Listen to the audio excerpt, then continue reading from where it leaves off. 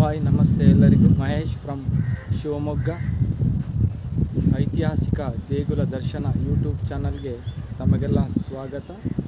ಈ ದಿನದ ಒಂದು ಪಯಣ ಭದ್ರಾವತಿ ಕಡೆಗೆ. ಭದ್ರಾವತಿಯ ಶ್ರೀ ಲಕ್ಷ್ಮೀ ನರಸಿಂಹಸ್ವಾಮಿ ದೇಗುಲದ ಒಂದು ಪರಿಚಯ ನಿಮಗಾಗಿ. ಮಲೆನಾಡ ಹೆಬ್ಬಾಗಿಲು ಶಿವಮೊಗ್ಗದಿಂದ ಭದ್ರಾವತಿ ನಗರವು ಸುಮಾರು 22 ಕಿಲೋಮೀಟರ್ ಅಂತರದಲ್ಲಿ ಇದೆ. ಈ ಒಂದು ಭದ್ರಾವತಿ ನಗರದ ಶ್ರೀ ಲಕ್ಷ್ಮೀ ನರಸಿಂಹಸ್ವಾಮಿ ದೇಗುಲ ಐತಿಹಾಸಿಕ ಮತ್ತು ಪೌರಾಣಿಕ ಹಿನ್ನೆಲೆಯುಳ್ಳಂತಹ ಒಂದು ದೇವಸ್ಥಾನದ ಪರಿಚಯ ನಿಮಗಾಗಿ ತರ್ತಾ ಇದ್ದೀನಿ. ಒಂದು ವಿಶೇಷ ಏನಪ್ಪ ಅಂದರೆ, ಈ ದಿನ ನನ್ನ ಜೊತೆಗೆ ನನ್ನ ಆತ್ಮೀಯ ಗೆಳೆಯರಾದ ಶ್ರೀ ಅಖಿಲೇಶ್ ಅವರು ಸಹ ನನ್ನ ಜೊತೆಗೆ ಬಂದಿದ್ದಾರೆ. ಅವರು ಮೂಲತಃ ಭದ್ರಾವತಿ ನಿವಾಸಿಗರು. ಬನ್ನಿ sir. Akhilesh, my friend. Hello, ನಮಸ್ತೆ. Welcome to Bhadravati. Thank you sir.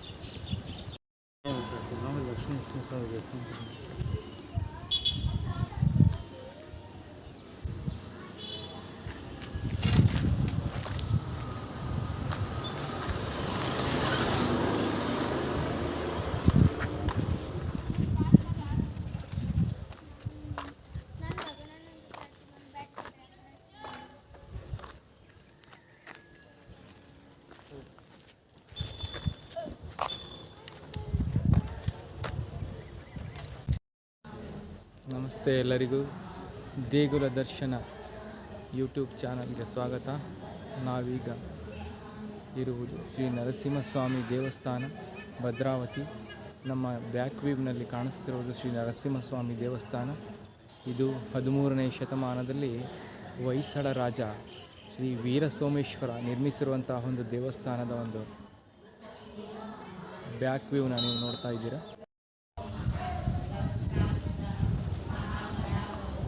ದೇಗುಲದ ಮುಂಭಾಗದ ಸೂಚನಾ ಫಲಕಗಳು,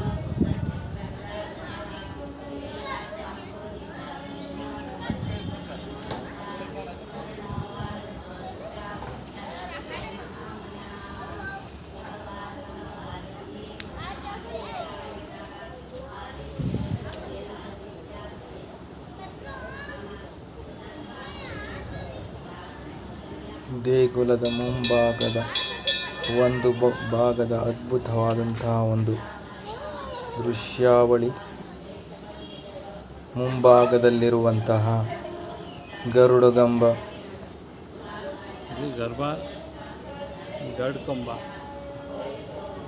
ಗರುಡಗಂಬದ ಪಕ್ಕದಲ್ಲಿರುವ ತುಳಸಿ ಕಟ್ಟೆ.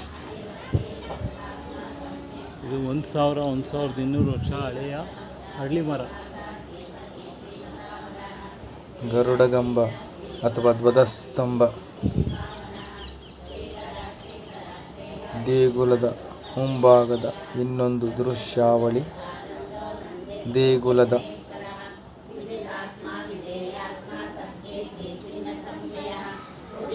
ಮುಂಭಾಗದ ದೃಶ್ಯ. ಗರ್ಭಗುಡಿಯ ಮುಂಭಾಗ.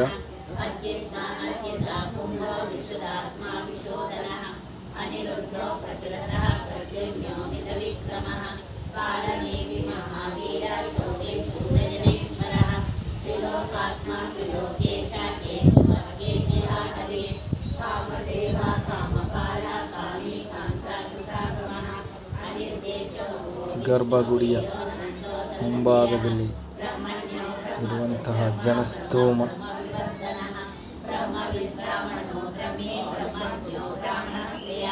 ದೇಗುಲದ ಮುಂಭಾಗದ ಇನ್ನೊಂದು ಭಾಗದ ದೃಶ್ಯ.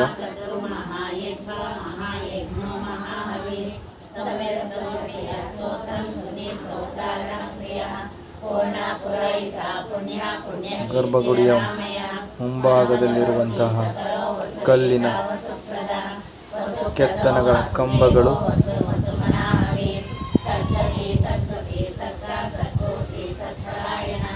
ಭಕ್ತಾದಿಗಳ ಸಮೂಹ.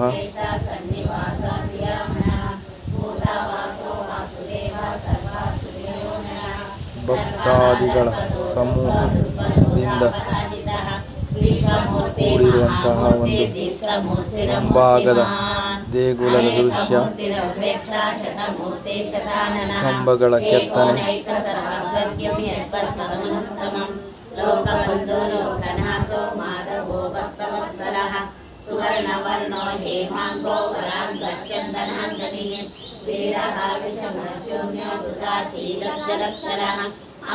ಭಕ್ತಾದಿಗಳಿಂದ ಭಜನೆ, ಸುಮೇಧಾ ಮೇಧದೋ ಧನ್ಯ ಸತ್ಯ ಮೇಧಾಧರಾಧರ ತೇಜೋ ದೃಶೋಧರ ಸರ್ವಶಸ್ತ್ರಮರಾವರ ಪ್ರಗ್ರಹೋ ನಿಗ್ರಹೋ ವ್ಯಗ್ರೋ ನೈಕ ಶೃಂಗೋ ವದಾನಜ ಚತುರ್ಮೂರ್ತಿ ಚತುರ್ಭಾವೋ ಚತುರ್ಯೋಗ ಚತುರ್ಗತಿ ಚತುರಾತ್ಮ ಚತುರ್ಭಾವ ಚತುರ್ವೇದ ವಿವೇಕವಾನ್ ಸಮಾವರ್ತೋ ಇದೆಲ್ಲ ಸೋಪ್ ಸ್ಟೋನ್ ಸ್ಟೋನಲ್ಲಿ ಮಾಡಿದ್ದಾರೆ. ಎಲ್ಲ ಸೋಪ್ ಸ್ಟೋನ್. ಇದು ದೇವಸ್ಥಾನಕ್ಕೆ ಕೆತ್ತನೆ ಅಥವಾ ಆರ್ಕಿಟೆಕ್ಚರ್ ಯಾರಪ್ಪ ಅಂದರೆ ಜಕ್ಕನಾಚಾರಿ ಅವ್ರ ಮಗ ಡಕ್ಕನಾಚಾರಿ ಅಂತ. ದಕ್ಕಣಾಚಾರಿ ಅಂತ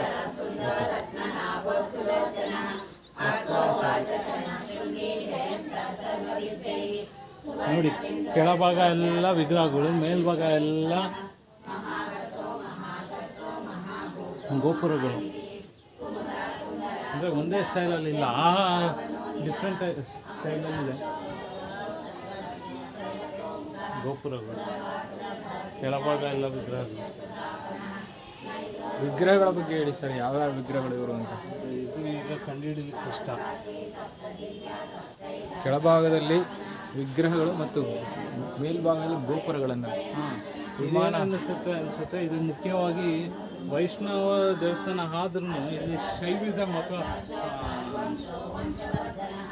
ಶೈವರು ಕೂಡ ಇಲ್ಲಿ ಪೂಜೆ ಮಾಡ್ತಾಯಿದ್ರು ಅಂತ ಅನಿಸುತ್ತೆ. ಸೊ ಹಾಗಾಗಿ ಸರ್ವಧರ್ಮಗಳ ಸಮ್ಮಿಲನ ಅಂತ ನಾವು ಹೇಳ್ಬೋದು. ಯಾಕಂದರೆ ಇಲ್ಲಿ ಪಕ್ಕದಲ್ಲಿ ಮಸೀದಿ ಇದೆ.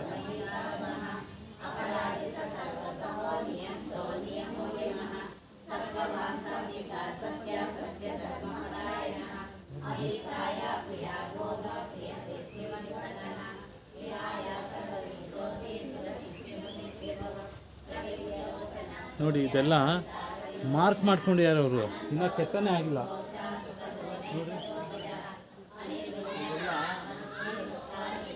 ನೋಡ್ರಿ ಹೇಳಿ ಸರ್. ಇದೆಲ್ಲ ಮಾರ್ಕ್ ಮಾಡ್ಕೊಂಡಿದ್ದಾರೆ, ಕೆತ್ತನೆ ಆಗಿಲ್ಲ. ಸೊ ಹಾಗಾಗಿ ನಾನು ಇದನ್ನು ಅಪೂರ್ಣ ಅಂತ ಹೇಳಿದೆ. ಅವಾಗ ಯುದ್ಧ ಸಮಯ ಆಗಿರೋದ್ರಿಂದ ಈ ಕಡೆ ಜಾಸ್ತಿ ಕಾನ್ಸಂಟ್ರೇಟ್ ಮಾಡಲಿಕ್ಕೆ ಆಗಲಿಲ್ಲ.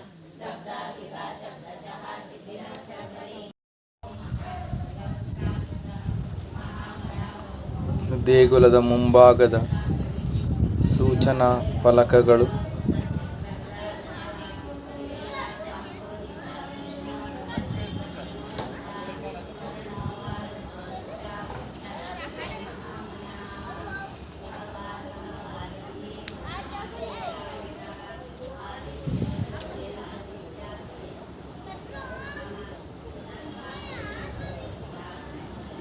ದೇಗುಲದ ಮುಂಭಾಗದ ಒಂದು ಭಾಗದ ಅದ್ಭುತವಾದಂತಹ ಒಂದು ದೃಶ್ಯಾವಳಿ.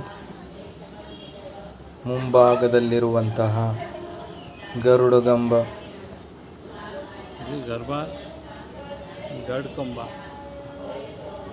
ಗರುಡಗಂಬದ ಪಕ್ಕದಲ್ಲಿರುವ ತುಳಸಿ ಕಟ್ಟೆ. ಇದು 1200 ವರ್ಷ ಹಳೆಯ ಹಳ್ಳಿ ಮರ. ಗರುಡಗಂಬ ಅಥವಾ ಧ್ವಜಸ್ತಂಭ. ದೇಗುಲದ ಮುಂಭಾಗದ ಇನ್ನೊಂದು ದೃಶ್ಯಾವಳಿ. ದೇಗುಲದ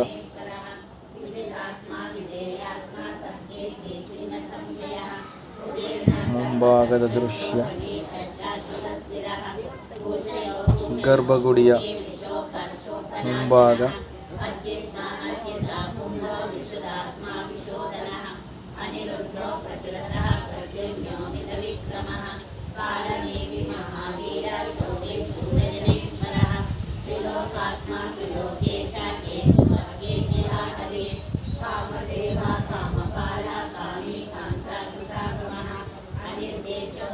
ಗರ್ಭಗುಡಿಯ ಮುಂಭಾಗದಲ್ಲಿ ಇರುವಂತಹ ಜನಸ್ತೋಮ.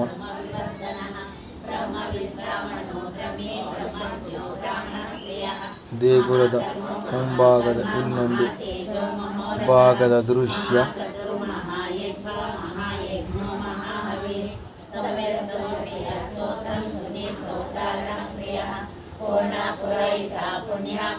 ಗರ್ಭಗುಡಿಯ ಮುಂಭಾಗದಲ್ಲಿರುವಂತಹ ಕಲ್ಲಿನ ಕೆತ್ತನೆಗಳ ಕಂಬಗಳು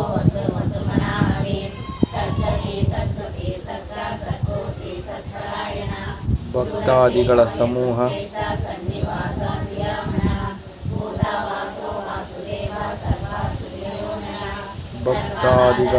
ಸಮೂಹದಿಂದ ಕೂಡಿರುವಂತಹ ಒಂದು ಮುಂಭಾಗದ ದೇಗುಲದ ದೃಶ್ಯ. ಕಂಬಗಳ ಕೆತ್ತನೆ,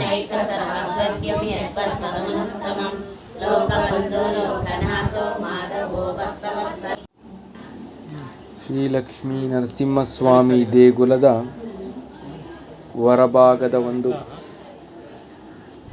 ಕಲ್ಲಿನ ಕೆತ್ತನೆಯ ದೃಶ್ಯಾವಳಿ. ಹೊಯ್ಸಳರಾಜರ ಅರಸರಾದಂತಹ ವೀರ ಸೋಮೇಶ್ವರ ಹಾಗೂ ವೀರ ನರಸಿಂಹರ ಕಾಲದಲ್ಲಿ ನಿರ್ಮಿತವಾದಂತಹ ಒಂದು ಅದ್ಭುತವಾದ ದೇಗುಲದ ಹೊರಭಾಗದ ಕಲ್ಲಿನ ಕೆತ್ತನೆಯ ದೃಶ್ಯಗಳು.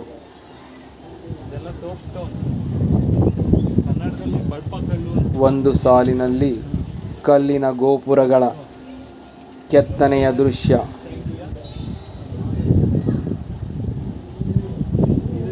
ಅದ್ಭುತವಾದಂತಹ ಕಲ್ಲಿನ ಕೆತ್ತನೆಗಳನ್ನು ಕಾಣಬಹುದಾಗಿದೆ.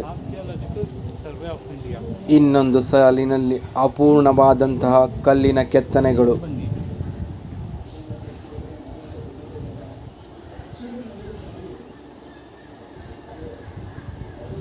ಈ ಕೆತ್ತನೆಗಳಿಗೆ ಬಳಸಿರುವಂತಹ ಒಂದು ಕಲ್ಲು ಬಳಪದ ಕಲ್ಲು ಎಂದು ದೃಢಪಟ್ಟಿದೆ.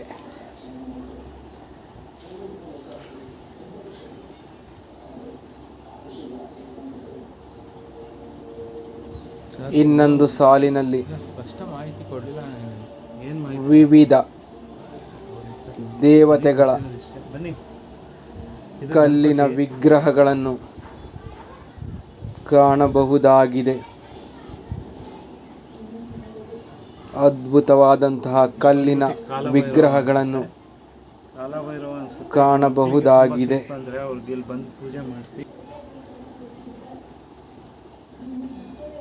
ಈ ದೇಗುಲದ ಐತಿಹಾಸಿಕ ಮತ್ತು ಪೌರಾಣಿಕ ಹಿನ್ನೆಲೆಯ ಮಾಹಿತಿಯೂ ಸಹ ನಮಗೆ ಲಭಿಸಿದ್ದು, ಐತಿಹಾಸಿಕ ಹಿನ್ನೆಲೆಯನ್ನು ನೋಡುವುದಾದರೆ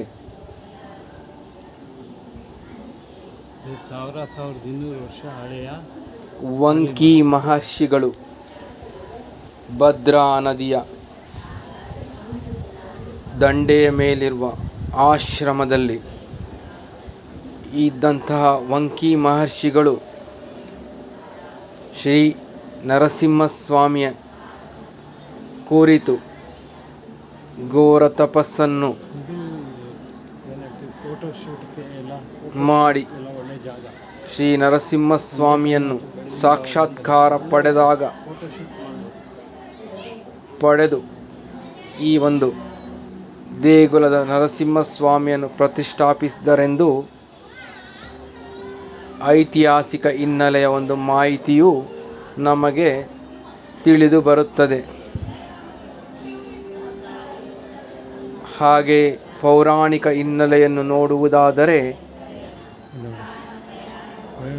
ಹಿರಣ್ಯಕಶಿಪುವಿನ ಸಹೋದರ ಹಿರಣ್ಯಾಕ್ಷನು ಭೂದೇವಿಯನ್ನು ಕದ್ದೊಯ್ದು ಸಾಗರದ ಆಳದಲ್ಲಿ ಅಡಗಿಸಿಟ್ಟಾಗ ಶ್ರೀ ನರಸಿಂಹಸ್ವಾಮಿಯು ಪ್ರತ್ಯಕ್ಷನಾಗಿ ಹಿರಣ್ಯಾಕ್ಷನ ವಿರುದ್ಧ